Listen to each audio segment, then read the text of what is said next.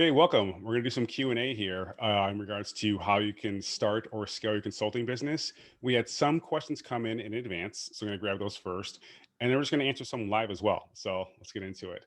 The first question that I got was in regards to LinkedIn and asking specifically, why is it so important to engage on LinkedIn? Not just post, but to engage. And I have a lot of content about engage or about posting on LinkedIn in the course, and I can share that with you here as well. But the thing is, so many people forget to engage, and that will be to your detriment because if you don't engage with content, first of all, it's a signal to LinkedIn that if you engage with someone's post, they might want to see yours as well. So if you're not doing that, you don't get the reciprocity.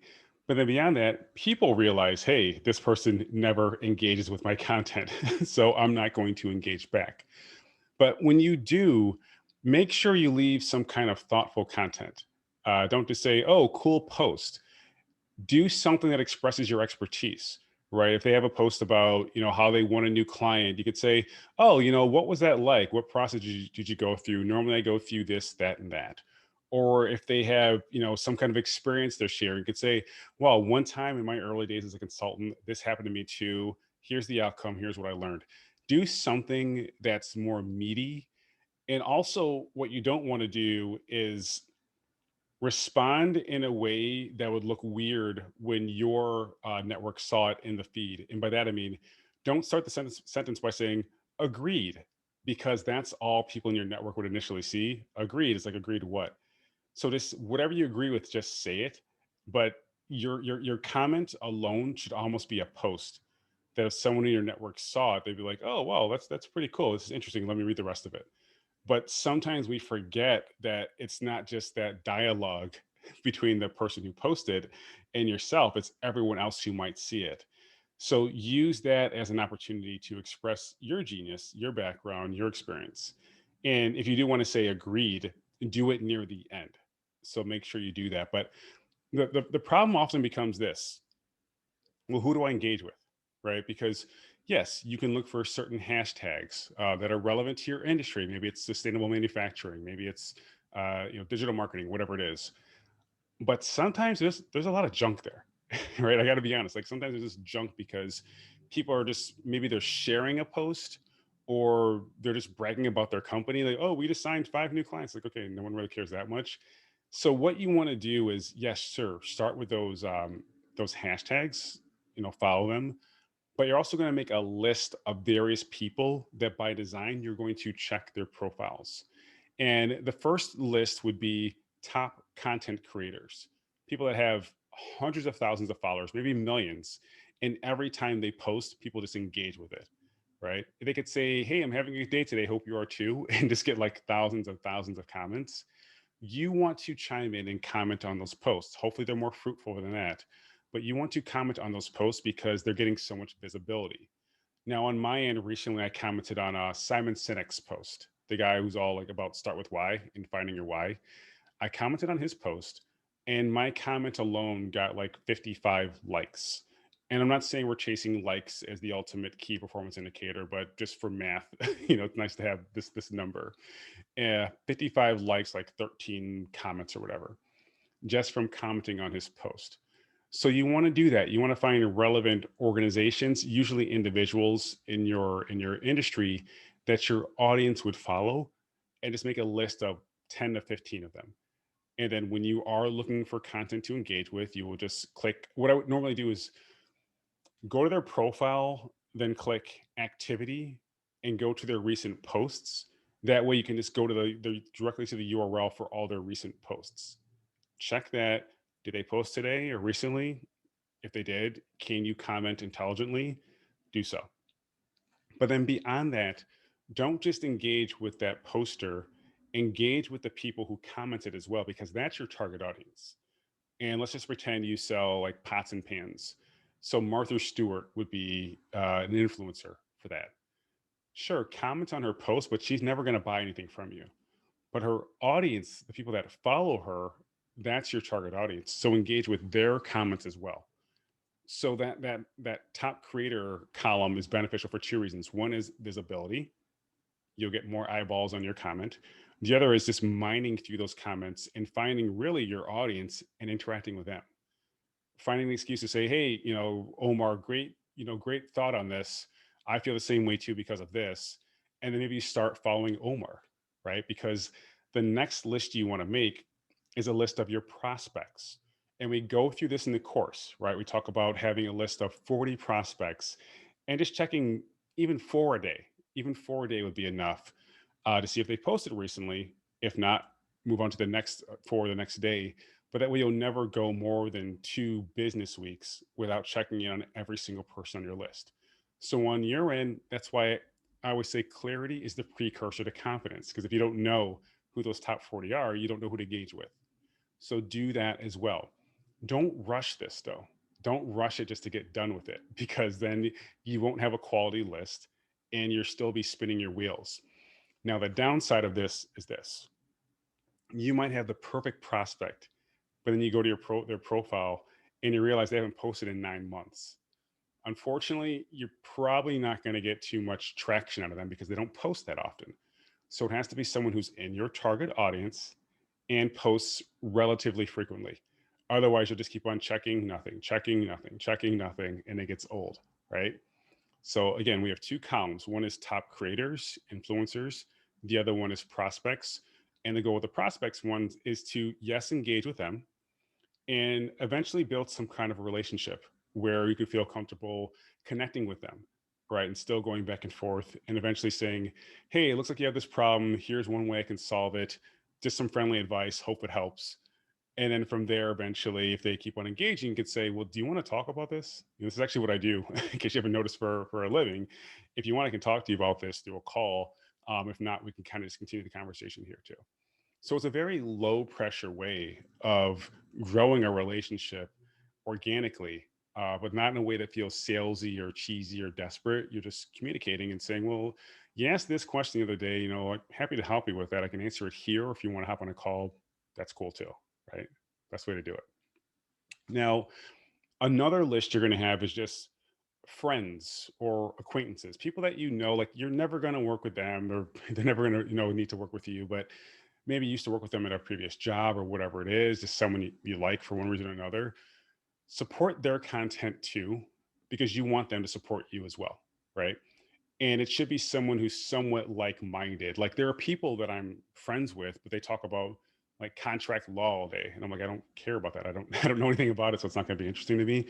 It has to be someone where you're close with them, or you know them, but you can chime in with some kind of intelligent comment. And often, if you can't come up with a comment, just ask a question. So, my friend Jake Savage is a persuasive communication coach. He helps nonprofits win bigger donations. So, he might say something like, hey, often nonprofits are afraid to ask for a bigger donation because of this, like whatever reason is. And I would say to him, hey, Jake, in your experience, what are the top 3 reasons why people have this problem? That's not me trying to pretend like I'm an expert on nonprofits. That's just me having an intelligent question based on what he said already. So if you can't think of a good comment, you can still ask a good question. You would try to still phrase the beginning of that question as intelligently as possible, because again, your network is seeing it. So maybe repeat something Jake said at the beginning. Like 40% of people never ask for a donation or whatever, a sale, whatever it is, and then say, "Well, great point, Jake," and then go in and ask the question. That way, your initial content that's seen in your post in your feed is not just a question. Because if your audience, your network doesn't care, they're like, "Okay, whatever." You're gonna keep scrolling, right? So we're getting very strategic here, but you got to do that. Otherwise, you won't get the full benefit of commenting so much. All right. Another column, another section is potential partnerships. Who do you want to work with? Who do you want to partner with?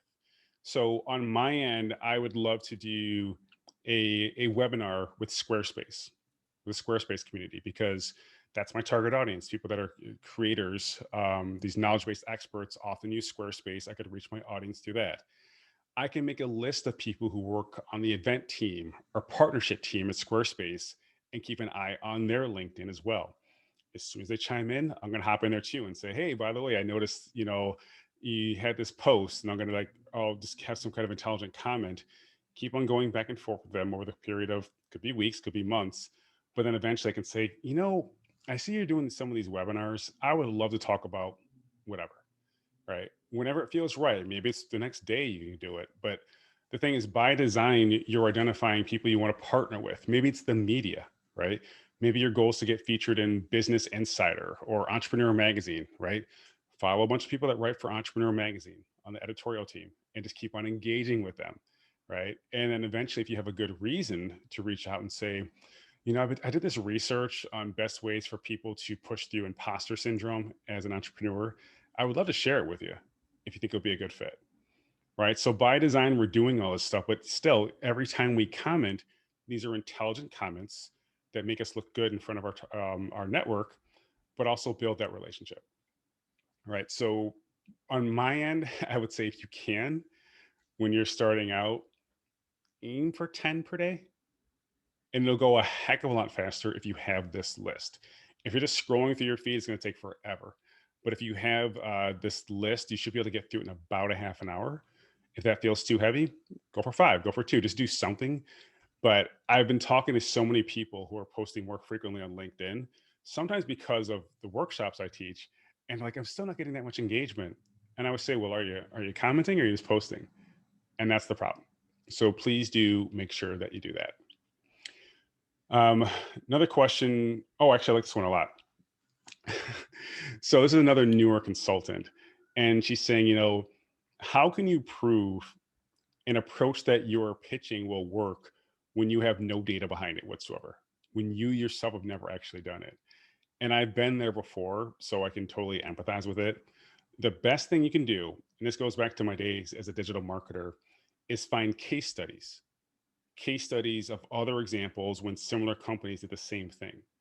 So on my end, I would do like Facebook ads, and I would go to Facebook for Business where they have other case studies and say, look, here's another wellness brand that used lookalike audiences and retargeting and whatever I'm proposing, and they got a 40% increase in their profit. Or here's another company who, also used Instagram and Facebook stories, and here's what happened with them. So I can't say for sure what's going to happen with you right now because we haven't done this yet, but I can say that we're following the best practice that your peers are doing, and they're getting good results from it. And the benefit of us tracking this is we know what's working, what's not working. So we'll iterate more on things that are working, and things that aren't working, we'll stop doing.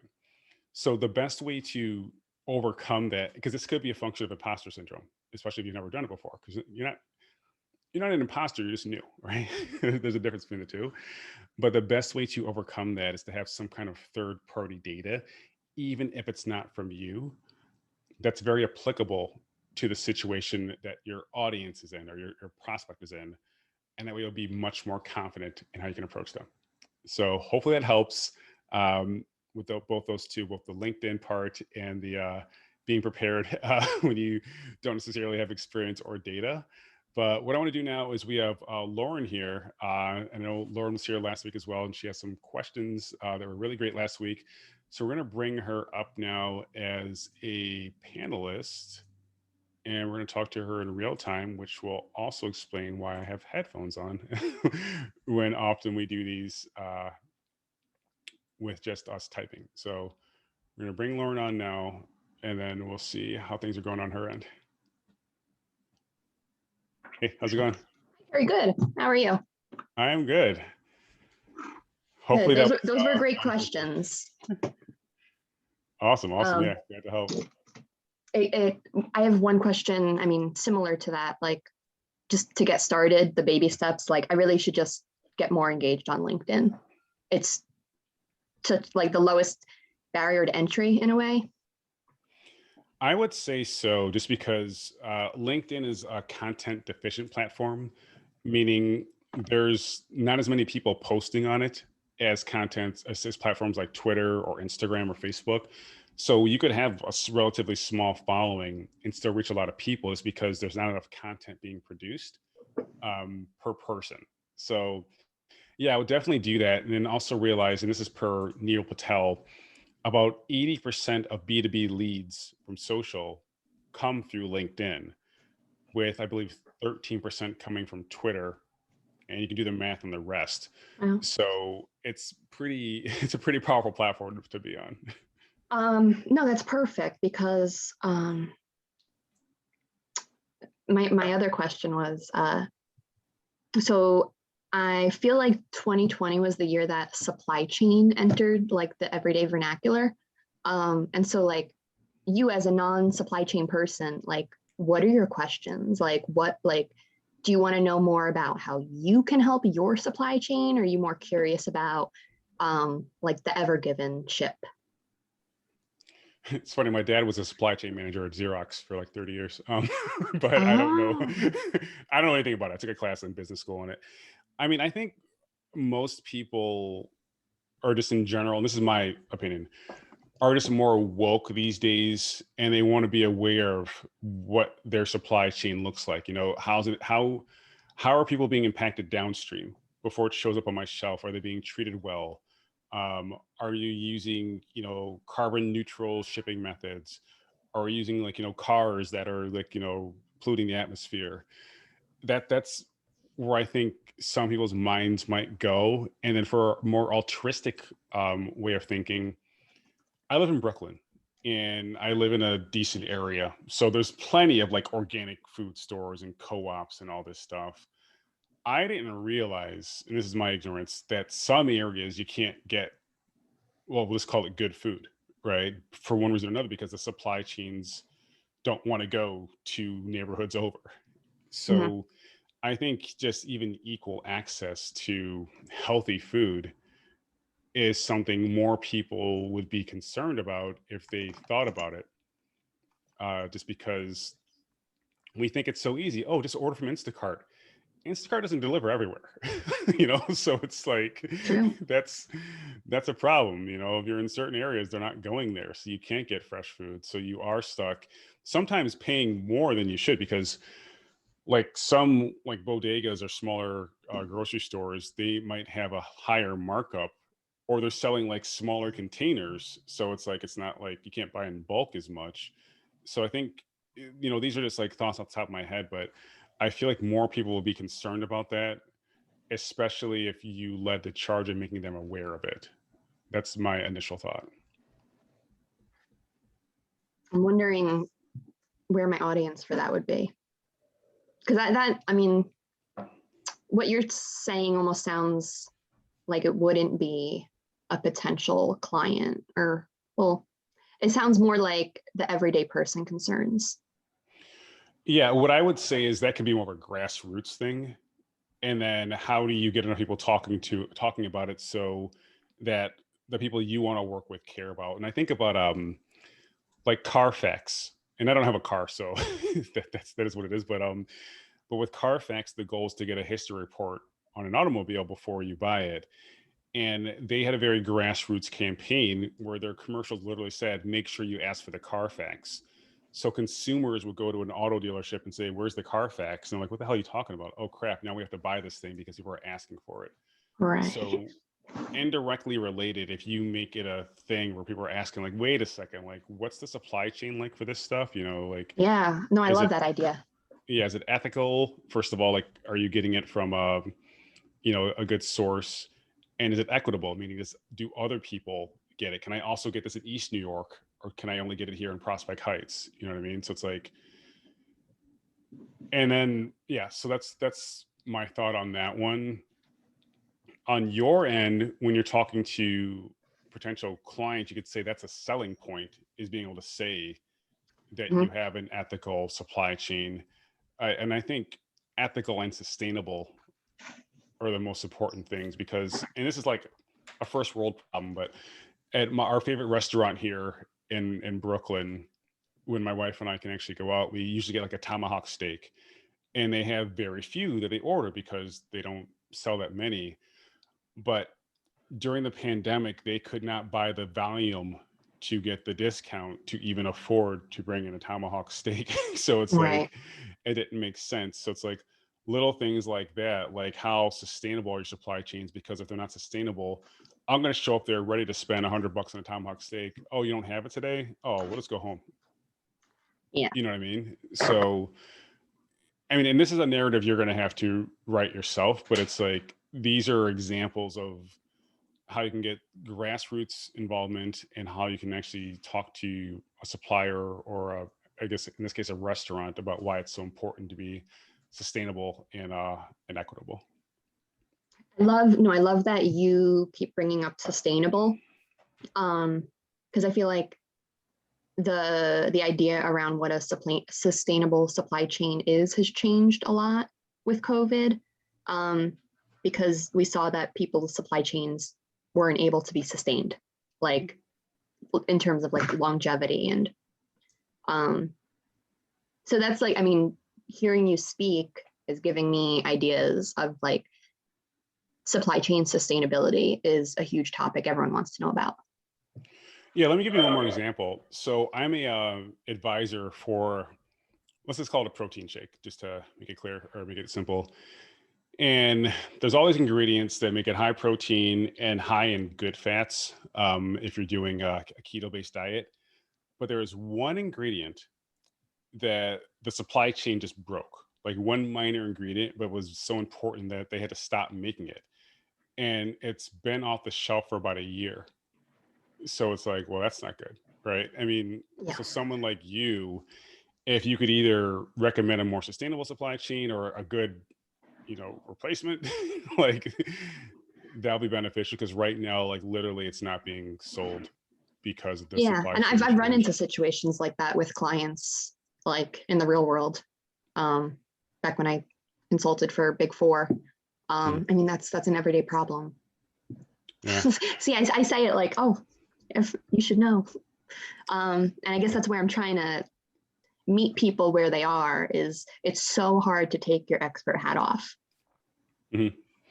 Yeah, and I'm just like this is all top of my head, so I'm definitely not an expert, but I feel like based on what we're talking about, there's still a need to distill it down to a service. Like I help this audience do this, so they can achieve that. Mhm. And then there's going to be several layers underneath it, right? However that makes sense on your end. But who do you see as the client that you're trying to sell stuff to? Is it restaurants? Is it stores? Like who is it? Um, I need to narrow it down along with my services. I want to say, I mean, I want to tailor my services at least. I don't know. See, I don't have the right answer to this question. I'd say it's small businesses within the agriculture supply chain. So whether they be farmers, distributors, but small businesses that are looking to grow and change the food supply chain to better work for individuals as opposed to corporations. Okay. Um, So the benefit of that is when you know your audience, your services are going to be based on that. You're not going to start with your services, you're going to start with your audience and right. say, what are their problems based on your research? And that's what I think we do in module 2. Yeah. What are their problems based on your research? And then based on your skills and your area of interest or your zone of genius, like we talked about before, what do you actually want to solve? Because you don't want to solve all the problems. You're like, hey, some of this stuff, like, not touching it. Like, I don't want to talk about like LTL truckload shipping and all this stuff like that's boring, maybe. I can't. But that's like the only thing I remember from supply chains management. But that's where your services come from. Where are they feeling the pain that you can create a solution for that'll be valued and have a clear ROI? So when you have that clarity, things will fall into place a bit better, I would say. I agree completely because I think that's what got me a little overworked back in January. Is like I knew who I wanted to work for, and they very clearly laid out what their problem was. Like they needed help with something, and I was like, oh my god, I can help. And then I just like I overcommitted and burned out. Yeah. Okay. No, that's helpful for the supply chain question. Mm.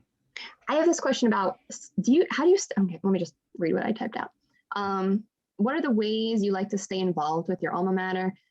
How does your approach or who you reach out to affect the reception and the result you want? I'm looking for insight into differences across alumni associations, major/field of study associations, or direct to faculty staff. Yeah. And I know like college students aren't necessarily like maybe a target audience, so it's kind of tough to invest some time there. But I think I recall you saying like speaking at your school is a great way to get free advertisement, free space. Yeah. So it's interesting because I wasn't doing as much with my college specifically for a long time. I graduated from business school in 2005. Haven't done much since then, but literally this year is when I started doing speaking topics for my school on personal branding and LinkedIn marketing and entrepreneurship. So it literally just started this year, but it snowballed because I did something with one program, that another program heard about me, like, oh, you got to bring this guy on, so on and so forth. So it's been really good. But what I've done previously is teaching at NYU, for example. Same thing. Once you get in as someone who's a trusted speaker, they'll bring you into other events and recommend you as well.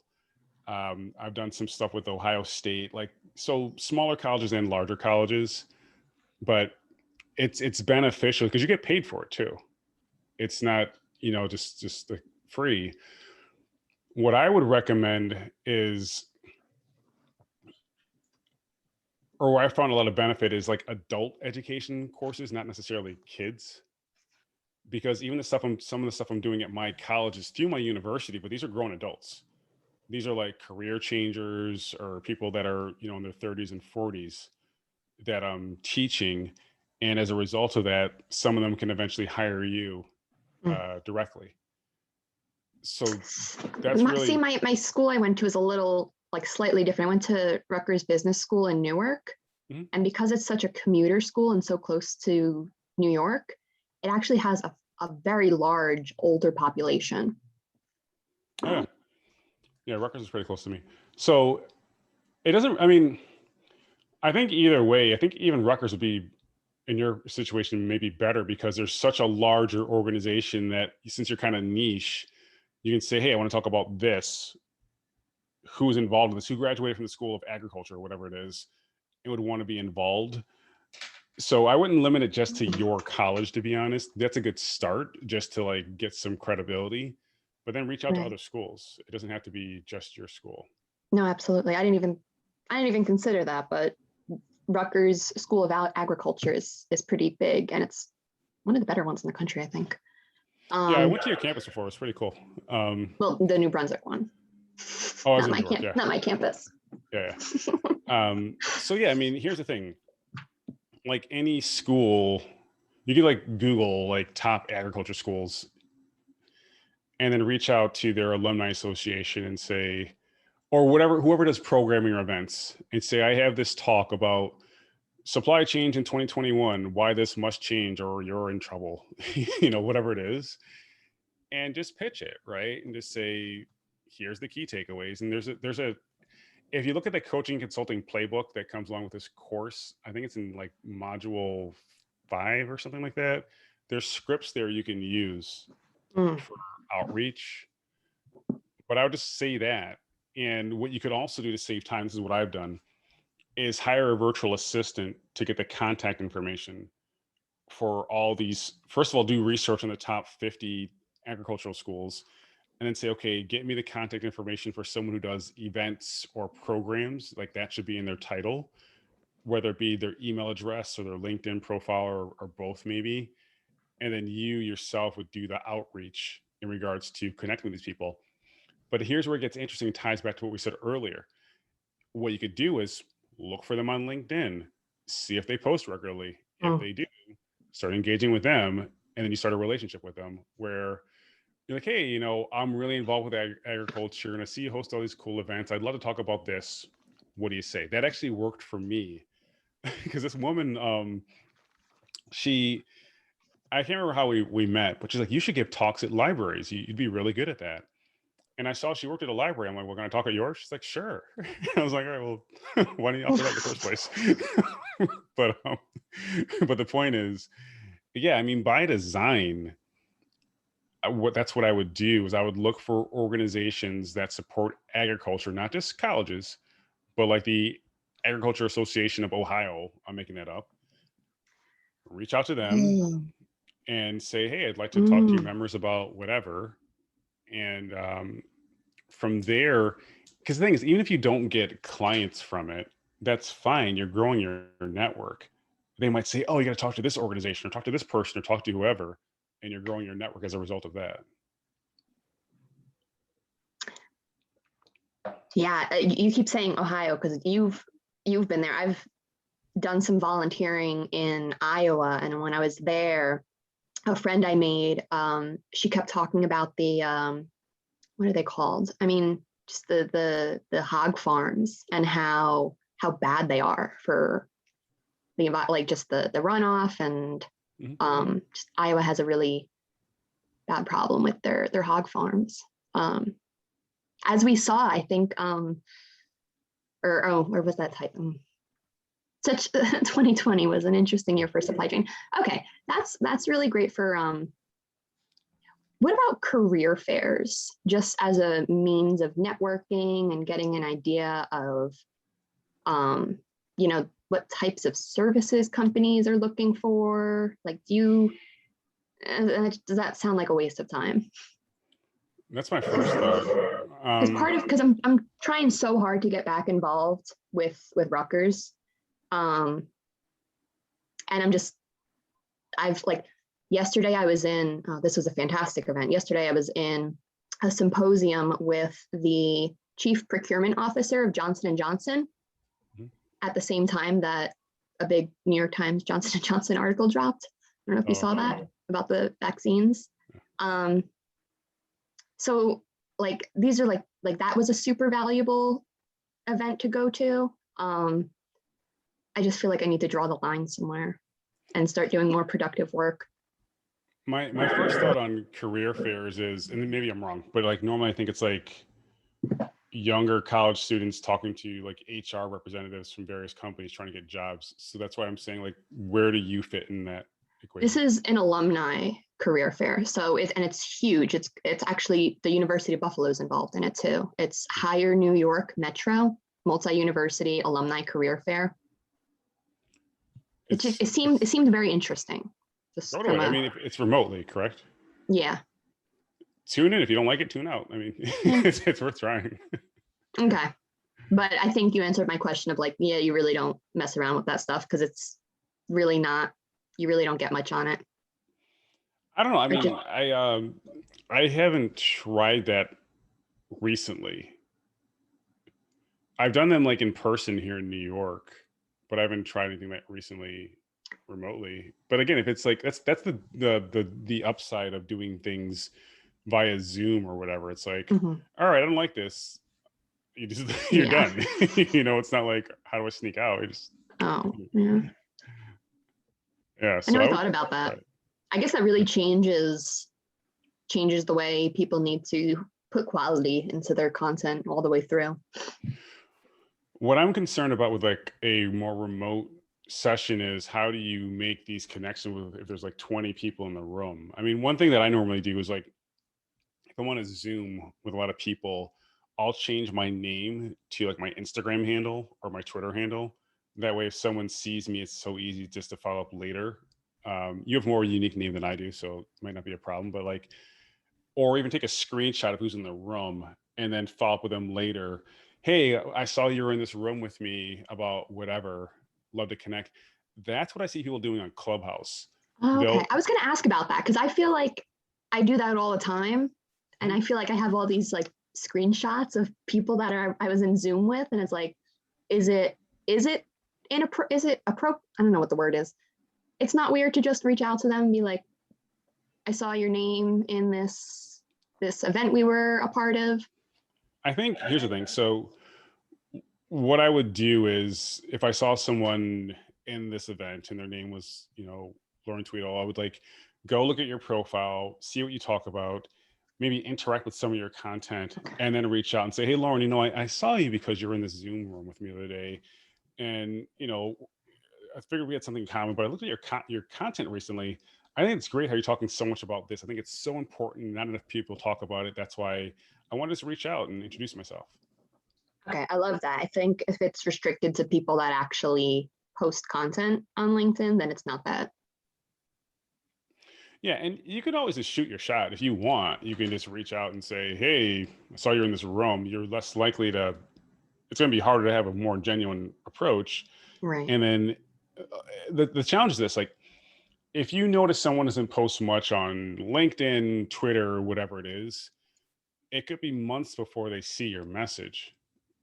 So for me, the pre-qualifier is, do they seem actively engaged?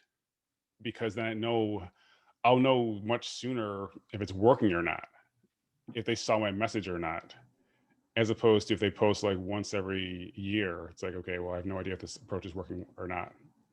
Okay. Is there a way, do you just go to their activity and then just scroll? Go to their page, go to their activity, and then just scroll? Yeah, you go to their page, then activity, then recent posts, and that's where you would see that. Okay, I must have missed that. Okay, I'll do that. Yeah, and then same thing with Clubhouse, because like I was in a Clubhouse room yesterday about something about entrepreneurship, and there's like 400 people in the room. And as a result of that, a few people reached out to me today saying, hey, I saw you in this Clubhouse room. Just wanted to introduce myself, so on and so forth. I mean, they didn't have a good reason. So it was like not as authentic as it could have been. But people do that all the time, especially with your audience, which is more bespoke. If you see any rooms that are a good fit for your audience, I would definitely just show up in order to get those screenshots and learn more about the people that are presenting, obviously, but the people that are in the room as well. I've yet to go on Clubhouse at all. I need to. Yeah, it's pretty cool. Okay. Yes. Speaking of tools, I downloaded mostly all the tools that you recommend. Cool. I think you may have seen that, and I really need to just focus in on the key ones. And so I'm thinking just scratch all the financial related ones for now. Focus on right. Like, I have them on. Just focus on my right. The HubSpot is HubSpot is the CRM, right? Correct. Okay, so I'm thinking just focus on HubSpot, Asana, and then like what I really like, my Squarespace, kind of. I would also say ConvertKit once you start building up your email list. Oh, okay. And what does that do again? ConvertKit is how you can send out your newsletter, and it's also how you can do any kind of automation behind someone like signing up for your lead magnet, like your top 10 ways to be more sustainable. You can automate like 3 or 4 emails that go out afterwards to encourage them to like book a call with you or something. Oh, also set up either Acuity or Calendly so you can schedule calls easier. And I believe both of them have free versions. So until you become like a heavier user of it, just use the free version. Same with HubSpot. Don't pay for it right now. Just use the free version. Okay. Does Acuity, is that the one that has built-in video capability or no? Am I mixing up? No, it integrates with Zoom. Okay. Because I've used Calendly. Yeah, use that. I downloaded Acuity. Maybe just stick with Calendly, stick with what I know. It's very similar. They're very similar. I remember one time I Googled the difference between Calendly and Acuity, and I landed on Acuity. I can't remember why. So I would say whichever one you feel comfortable with or whichever one you currently have. Another question. I have so many questions. You kind of addressed this earlier when you told me to jump to another module in the course. But given that I'm so stuck on this zone of genius and I'm really letting it get the best of me, would you recommend me jumping ahead to something else? You did mention a module that will be like helpful for scripts. Or would you just recommend just keep going the way the syllabus is laid out? I would say this. you need to get clear in your audience first, and then look at their problems that need to be solved, because from there you'll have a clear understanding of what needs to be done, and you can think to yourself, what do I want to do? And maybe they're not all genius level things, more those like things that you're really good at, and that's Yeah. fine. But you can still find other outlets for your zone of genius, as long as you don't hate your job. That's kind of the way I think about it. Like, people are like, oh, find your passion, find your passion. I don't know about that. I mean, I think you can find something that'll support you that you don't hate, that gives you more time to pursue your passion. Like, people that are selling like widgets or fidget spinners on like Amazon, or like gadgets, they don't it's not passionate. They're passionate about the fact they can live wherever they want in the world and make a lot of money selling stuff on Amazon. So you're clear already on most what you want to do. It's just, okay, what audience is it? Which sounds like you're clear on too. What are their problems? You sound clear on that as well. I would start moving forward towards the research part, where you go deeper on their problems. And even that part, like, don't feel like you have to go through every single step in module 2, the research part, because there's a lot. There's surveys, there's interviews. I talk about doing in-person events, which aren't necessarily possible right now. So really, the test to see if you're clear on your audience is this: can you think of like 10 questions that your audience has? And that's part of the content marketing part, so we'll get to that eventually anyways. But if you can't think of 10 questions that your audience has, for me, that's a sign that you're not very clear on who they are. Another thing is, do you know what websites they read? Do you know what conferences they would attend? If you know this stuff already, then you can kind of skip part of the research part and start moving more towards building out your services, as well as your pricing and your marketing. That way you won't feel so stuck on the research part, which can be pretty intense. Yeah, I mean, with everything, there's so much you can research. I almost feel like where I'm at, I'm pretty ripe for maybe like a survey. Go for it. Yeah. Okay. So that was the tool question, the course question. Okay, my last one is I applied to be in Anna Vatuone. Am I saying that? Vitune. Yeah. Vatuone. I applied to be in her personal brand accelerator program, and I have an interview with her in a few weeks.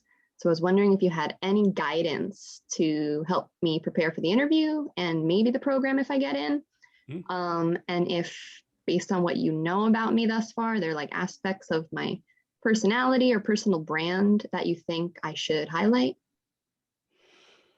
So Anna's a friend of mine. She's a good person. She actually built my website. That's how so, that yeah. was in my application. I was like, it wasn't a direct referral, but I saw your name at the bottom of Terry's website. Oh, yeah. I think you don't have to really prepare much, because her goal is to help you find the clarity in how you want to express yourself as a personal brand. So based on what you've even said today, I think you have enough for her to say, okay, cool, like, there's some substance here. Now let's give it some structure, and obviously work on like the aspects of, like, your branding, like your colors and your logos and all this other stuff. But I think you don't necessarily need to prepare, because I think you're very authentic about what you want to do. I think really the best thing you can do is be clear on the outcomes you're looking for from the program. Because if you're not clear on the outcomes, Right. then you won't know what questions to ask. I'd be more focused on that as opposed to how you present yourself. Okay. No, I like that because it seems to be a small group. So I would think that individuals' desire for like the outcome would be taken more into account. Yeah. And normally it's like the outcomes, like knowing how to more authentically show up online, and to remove any kind of imposter syndrome you might have. But then there are other aspects that I am not good at, like what color palette should you use and, and stuff like that. Like that's not my zone of genius or even interest sometimes. She's really good at that stuff. And yeah, I think your brand would be more solidified after that. Okay, cool. I think that was it. Is that everything? Yeah, that was it.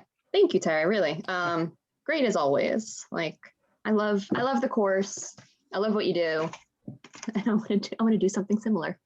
Well, it sounds like you're already on the way, so I'm glad to hear that. But yeah, I mean, we got some action items to work through, but I feel like every week you get kind of closer to uh, where you eventually want to end up. So I think first of all, you should reward yourself, or at least acknowledge that that you're getting clearer on where you want to go, and just keep progressing. And I'll be here every week to help out. Thank you. I appreciate that. Great advice. As always, like I need to celebrate how far I've come in the course, which is it might not seem that far because I'm still on module 1, but I think I'm picking up a lot here and there. Yeah. Well, I mean, you're building a brand, and a business is going to reward you for years. So if it takes you 3 months, 4 months, it's okay. True. That's fine. True. Cool. Awesome. All right. Well, I'll probably see you next week. Cool. Sounds good. Take care. All right. Thanks, Terry.